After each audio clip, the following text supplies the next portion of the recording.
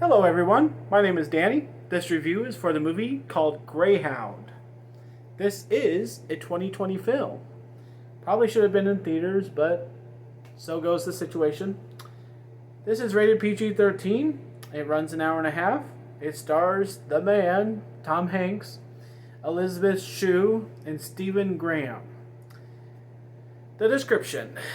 Early in World War II, an inexperienced U.S. Navy captain must lead an Allied convoy being stalked by Nazi U-boat wolf packs.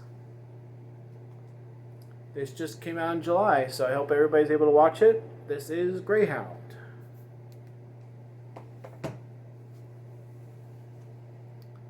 Well, thank you everybody for watching this video.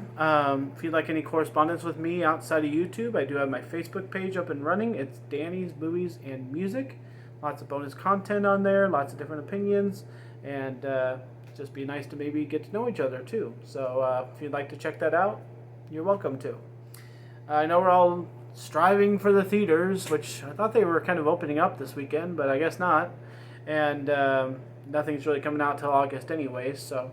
but this is a new one, and it probably should have been out in theaters, and I think it would have been an experience on screen, big screen.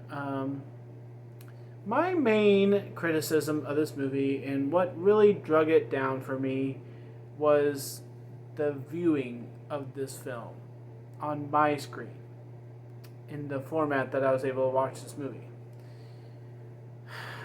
It's like the cameras they were using were getting wet from all the water being splashed around in the ocean by these ships. I don't know if they were going for that effect or if they meant to have it like that or what, but for me it was kind of blurry a lot of the movie, and I couldn't really see what was happening, and I kind of had to squint, and Tom Hanks had these stupid binoculars. I kind of was jealous of him. And I just didn't really know what was going on half the time. So honestly, I just kind of listened to those parts because it was hurting my eyes to even look at the blurry screen. So if anybody does not have that experience and wants me to watch this movie again in a different way, maybe I just had a bad viewing of it, or maybe it came from a bad source, I don't know. But that's what really hurt this movie for me. So let me know in the comments if you don't know what I'm talking about. Then I'll rewatch this movie and give it a fair chance, and I'll really watch it, and I'll try and find a clearer method. But if that's for you too, where it's blurry because of the water, that's not good in my eyes. I know it's more realistic. Maybe they're going for more like a make you feel like you're there kind of situation. But for me, I just didn't really appreciate it. The other thing that I didn't really appreciate in this movie was the point of the movie. Yes, this is World War II.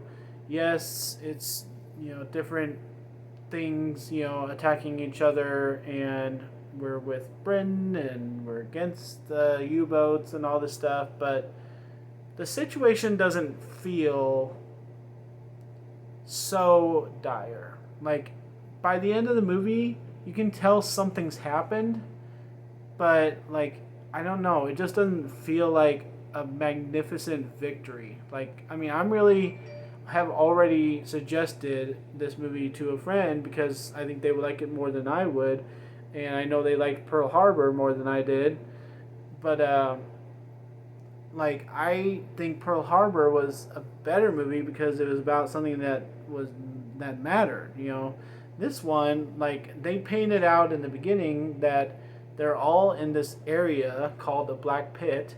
They aren't able to get air support through it, so they're always on a timeline, and that hurt the movie too, doing a countdown to help.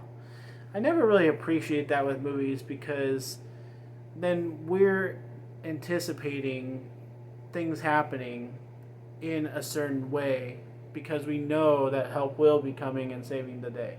So I never liked that approach either. But with the direness of the movie, they have Tom Hanks, a magnificent actor, playing an inexperienced captain that seems to know what he's doing. And then he ends up saving the day because he does know what he's doing.